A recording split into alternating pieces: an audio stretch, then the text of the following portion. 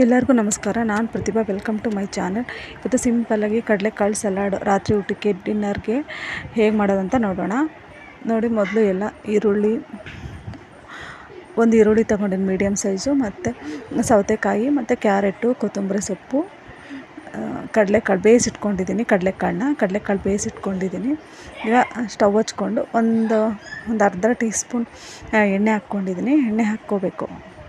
ಎಣ್ಣೆ ಹಾಕ್ಕೊಂಡು ಕಡಲೆಕಾಳನ್ನ ಅದ್ರ ಹಾಕ್ಕೊಂಡು ಸ್ವಲ್ಪ ಒಂದು 2 ನಿಮಿಷ ಫ್ರೈ ಮಾಡ್ಕೋಬೇಕು. ಒಂಥರ ಟೇಸ್ಟ್ ಚೆನ್ನಾಗಿರುತ್ತೆ. ಹಂಗೆ ಮಿಕ್ಸ್ ಮಾಡಿದ್ರೆ ಅಷ್ಟು ಚೆನ್ನಾಗಿ ಬರೋಲ್ಲ.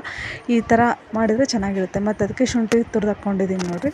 ಸ್ವಲ್ಪ ಒಂದು ಅರ್ಧ ಶುಂಠಿ ಹಾಕ್ಕೊಂಡ್ರೆ ಚೆನ್ನಾಗಿರುತ್ತೆ. ಮತ್ತು ಈರುಳ್ಳಿ ಹಾಕಿದ್ದೀನಿ. ಈರುಳ್ಳಿ, ಸೌತೆಕಾಯಿ, ಕ್ಯಾರೆಟ್ ಈ ಮೂರನ್ನ ಮಿಕ್ಸ್ ಮಾಡ್ಕೋಬೇಕು. ಈ ಮೂರನ್ನ ಸ್ಟವ್ ಆಫ್ ಮಾಡಿಕೊಂಡು ತಣ್ಣಗಾದ್ಮೇಲೆ ಇವು ಮೂರನ್ನ ಸೇರಿಸ್ಕೊಂಡಿದ್ದೀನಿ.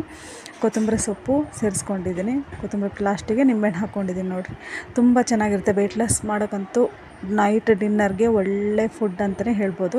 ಬೇಕಾದ್ರೆ ಒಂದು 10 ದಿನ, ಒಂದು ವಾರ, ಒಂದು 15 ದಿನ ಇದನ್ನು ತೊಗೊಂಡ್ಬಿಟ್ರೆ ನಿಜವಾಗ್ಲೂ ವೆಯ್ಟ್ 1 kg 2 kg ಅಂತೂ ಪಕ್ಕ 1 ಮಂತಲ್ಲಿ ಗ್ಯಾರಂಟಿ ಆಗುತ್ತೆ. ಒಂದ್ಸರಿ ಟ್ರೈ ಮಾಡಿ ನೋಡಿರಿ. ಲಾಸ್ಟಿಗೆ ಚಾಟ್ ಮಸಾಲ ಸ್ವಲ್ಪ ಉಪ್ಪು ಹಾಕ್ಕೊಂಡ್ರೆ ಸಲಾಡ್ ರೆಡಿ ಆಗುತ್ತೆ. ಮತ್ತೆ ಮುಂದಿನ ವಿಡಿಯೋಲಿ ಸಿಗ್ತೀನಿ. ಅಲ್ಲಿವರೆಗೂ ಧನ್ಯವಾದ.